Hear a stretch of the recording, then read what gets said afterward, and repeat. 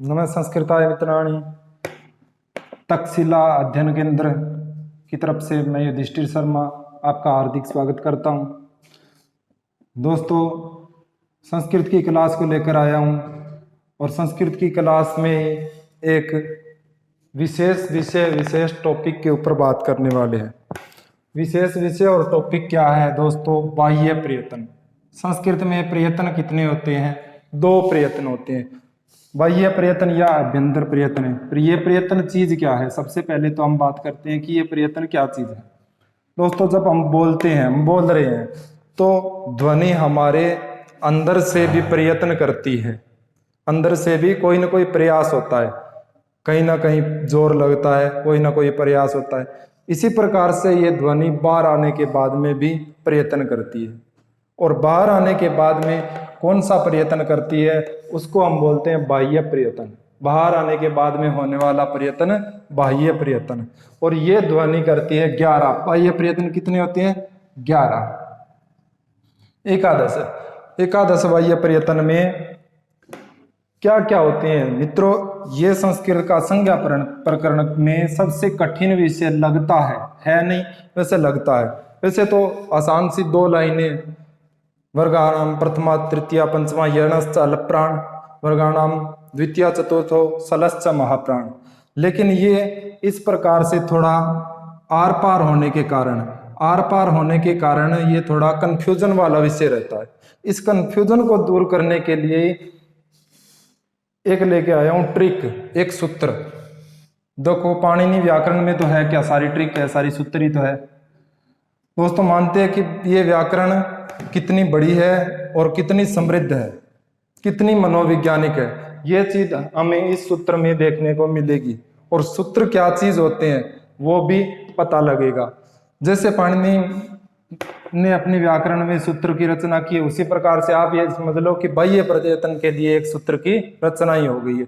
और किस प्रकार से इसको याद करना है? उदात अनुदात स्वरित संगम संगा संगा संगम संगा विश्वम विश्वा विश्वम। उदात अनुदात स्वरित संगम संगा संगा संगम संगा विश्वम विश्वा विश्वम। विश्वम विश्वा विश्वम संगम संगा संगा संगम संगा विश्वम विश्वा विश्वम। उदात अनुदात स्वरित संगम संगा संगा संगम संगा विश्वम विश्वा विश्वम। देखिए, इससे चुटकियों में बाह्य प्रयत्न किस तरह से याद होते हैं, यदि ये अक्षर याद हो गए तो। उदात अनुदात स्वरित संगम संगा संगा संगम संगा विश्वम विश्वा विश्वम।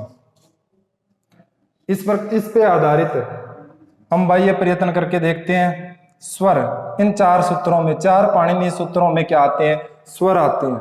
और स्वरों के बाह्य प्रयत्न की हम बात करें तो स्वरों का बाह्य प्रयत्न होता है उदात अनुदात स्वरित।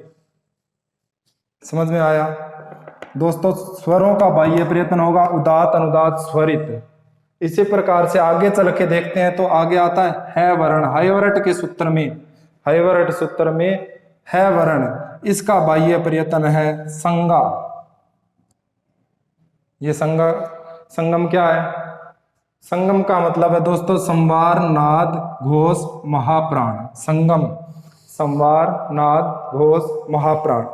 यानी कि है वर्ण का बाह्य प्रयत्न क्या होगा? संवार नाद घोष महाप्राण। इसी प्रकार से ये 2 सूत्र, अगले पाणिनि के 2 सूत्र, इनमें आएगा यह वैरल, यह वैरल, ये 4 वर्ण, ये यण के 4 वर्ण, यण प्रत्यार में आते हैं ये। और ये यण के 4 वर्ण, इनका बाह्य प्रयत्न क्या होगा? यण के 4 वर्णों का बाह्य प्रयत्न होगा संगा। यानी कि संवार नाद घोष और अलप्राण। संवार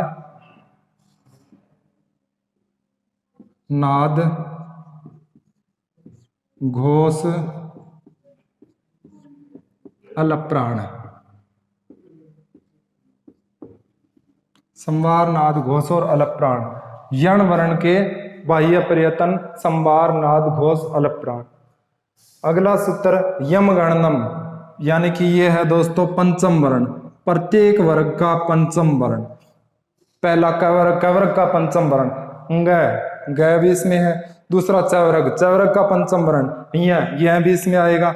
यानी कि प्रत्येक वर्ग का पंचम वर्ण। और यह पंचम वर्ण किस में आएगा? संगा, संवार नाद घोष अलप्राण। मित्रों ये संस्कृत भाषा ये देवताओं की भाषा है। और ये भाषा देखो किस प्रकार से अंग्रेजी को भी अपने गोद में बिठाए हुए, इंग्लिश को अपने गोद में बिठाए हुए, साथ में मैथ भी, सब कुछ मिक्स किस प्रकार से ये दिखा रही है। देखो इसका अपने दूसरी अन्य भाषाओं के प्रति जो प्रेम है वो देखो।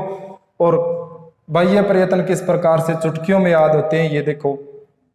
अगला 2 सूत्रों में आते हैं चतुर्थ वर्ण, झ बाह्य घट धस। इन 2 सूत्रों में आता है चतुर्थ वर्ण। और चतुर्थ वर्ण का बाह्य प्रयत्न क्या होगा? संवार, नाद, घोष और महाप्राण। दोस्तों सारा खेल लास्ट वर्ण का है, अंतिम वर्ण का सारा खेल है। और अंतिम वर्ण के अंदर अलप प्राण या महाप्राण, कौन सा वर्ण अलप प्राण है, कौन सा महाप्राण है, ये अंतिम वर्ण में छपा हुआ है। संवार, नाद, घोष, महाप्राण ये किसका है वर्ण का, केवल है वर्ण का, अकेले है वर्ण का क्या है बाह्य प्रयत्न? संवार, नाद, घोष और महाप्राण। अगला यह वह रल है, ये 4 वर्ण, यह वह रल है, ये 4 वर्णों का संवार, नाद, घोष, अलप प्राण। अगला पंचम वर्ण का बाह्य प्रयत्न संवार, नाद, घोष, अलप प्राण। अगला चतुर्थ वर्ण, चौथे वर्ण का बाह्य प्रयत्न संवार, नाद, घोष, महाप्राण। अगला तीसरा वर्ण दोस्तों जबगढ़ दस, अगले सूत्र में जबगढ़ दस सूत्र में तीसरा वर्ण कौन सा है? ज, ब, ग, ड, द। ये 5 वर्ण क्या है? ये प्रत्येक वर्ग के तीसरे वर्ण है। और ये प्रत्येक वर्ग के तीसरे वर्ण किस में आएंगे? अलप प्राण, संवार, नाद, घोष, अलप प्राण। संवार, नाद, घोष, अलप प्राण। संवार, नाद, घोष, अलप प्राण ये कौन से? तीसरे वर्ण, तीसरा वर्ण, प्रत्येक वर्ग का तीसरा वर्ण किस में आता है? अलप प्राण में आता है, संवार, नाद, घोष और अलप प्राण में। अगला है दूसरा वर्ण, तो प्रत्येक वर्ग का दूसरा वर्ण और प्रत्येक वर्ग का पहला वर्ण, ये दोनों इन दोनों सूत्रों में लिखे हुए हैं। कपय, कपय तक, ख फ चटत चटत कपय। और ये दोनों सूत्रों के अंदर दूसरा और पहला वर्ण इन दोनों सूत्रों में, जिनमें से दूसरा वर्ण दोस्तों प्रत्येक वर्ग के दूसरे वर्ण का बाह्य प्रयत्न विवार, श्वास, अघोष, महाप्राण। विश्वा, विवार, श्वास, अघोष, महाप्राण। विवार, श्वास, अघोष, महाप्राण क्या है दूसरे वर्ण का? विवार, श्वास, अघोष, महाप्राण। इसी प्रकार से पहला वर्ण, और पहले वर्ण में लिखा हुआ है विश्वा, तो विवार, श्वास, आ कैसे बना? ए प्लस ए, ए प्लस ए से मैंने आ बना दिया, यानी अघोष, अघोष और अलप प्राण, अघोष और अलप प्राण। विवार, श्वास, अघोष, अलप प्राण। विश्वा, विश्वा से क्या बना? विवार, श्वास, अघोष और अलप प्राण। फिर अगला बचता है अंतिम सूत्र स स सर, स स सर, स स सर। सल प्रत्याहार में, सल प्रत्याहार कौन सा बचता है? सल प्रत्याहार। और सल प्रत्याहार के वर्ण बाह्य प्रयत्न, सल प्रत्याहार के वर्णों का बाह्य प्रयत्न क्या होगा? विवार, श्वास, अघोष, महाप्राण। विवार, श्वास, विवार, श्वास, अघोष, महाप्राण और महाप्राण। विवार, श्वास, अघोष और महाप्राण। इस प्रकार से ये पूरे के पूरे माहेश्वर सूत्रों का बाह्य प्रयत्न। इस ट्रिक से 1 नंबर। यदि दोस्तों आपको माहेश्वर सूत्र याद हैं तो आपको बाह्य प्रयत्न भी याद है। दोबारा समझाऊंगा, इस बार सारा समझ में आ जाएगा। कैसे? सारे स्वर है, सब स्वरों का बाह्य प्रयत्न पूछे तो उदात, अनुदात, स्वरित। सारे स्वरों का बाह्य प्रयत्न उदात, अनुदात, स्वरित। है वर्ण, अकेले है वर्ण का बाह्य प्रयत्न, है वर्ण का बाह्य प्रयत्न संगम। ये दोस्तों ट्रिक याद करनी पड़ेगी इसके लिए। संगम, संगा, संगम, संगा, विश्वम, विश्वा, विश्वम। उदात, अनुदात, स्वरित, संगम, संगा, संगा, संगम, संगा, विश्वम, विश्वा, विश्वम। इस ट्रिक से लास्ट वाला अंतिम वर्ण ध्यान में रखना, महाप्राण। अलप्राण, अलप्राण, महाप्राण, अलप्राण।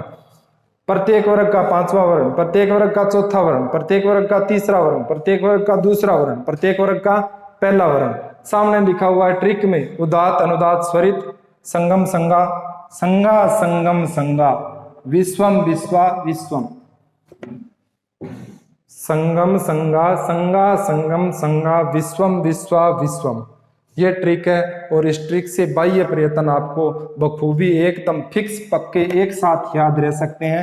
बस ध्यान ये रखना है, विश्वम का विवार श्वास महाप्राण, विवार श्वास अघोष महाप्राण, विवार श्वास अघोष अलप्राण। ए प्लस ए से आ बनाया है मैंने, ध्यान रखना इसमें ए दो मान लेना। क्यों? क्योंकि अघोष और अलप्राण दो चीज बनानी है अपने को, अघोष और अलप्राण ये दो चीजें बनानी है अपने को। तो विश्वा में ये दो ए प्लस ए आ बनाया, दीर्घ संधि कर दी है यहाँ पे मैंने, तो इसका ध्यान जरूर रखना। विवार श्वास अघोष अलप्राण, प्रत्येक वर्ग के पहले वर्ण का, प्रत्येक वर्ग का पहला वर्ण किसमें? विवार श्वास अघोष और अलप्राण में। लास्ट में अंत में क्या बचता है? अंतिम सूत्र में बचता है स स सर, यानी कि सल प्रत्यार के चार वर्ण, उष्म वर्ण। सल वाले कौन से होते हैं? ये उष्म वर्ण, उष्म वर्ण। और उष्म वर्णों का बाह्य प्रयत्न क्या होगा? उष्म वर्णों का बाह्य प्रयत्न, हम क्या कर रहे हैं? बाह्य प्रयत्न। और उष्म वर्णों का यानी कि सल प्रत्यार का बाह्य प्रयत्न क्या होगा? विवार श्वास अघोष महाप्राण, विवार श्वास अघोष और महाप्राण। आशा करता हूं अपना आज का विषय आपको समझ में आया होगा और अगली क्लास के साथ पुनः मिलते हैं। तो दोस्तों धन्यवाद। जयतु भारतम, जयतु संस्कृतम।